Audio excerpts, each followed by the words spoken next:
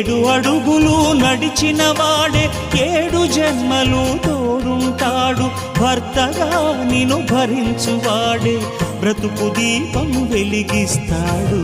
అతని హృదయం నాటి చరామి అగ్నిహోత్రమే అందుకు హామి.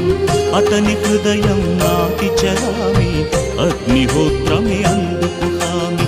తెంచుకుంటే తెగిపోతుందా దేవుడు వేసిన బంధం? తెలుసుకో నీ జీవిత గమ్యం, పెంచుకోమానుబంధం.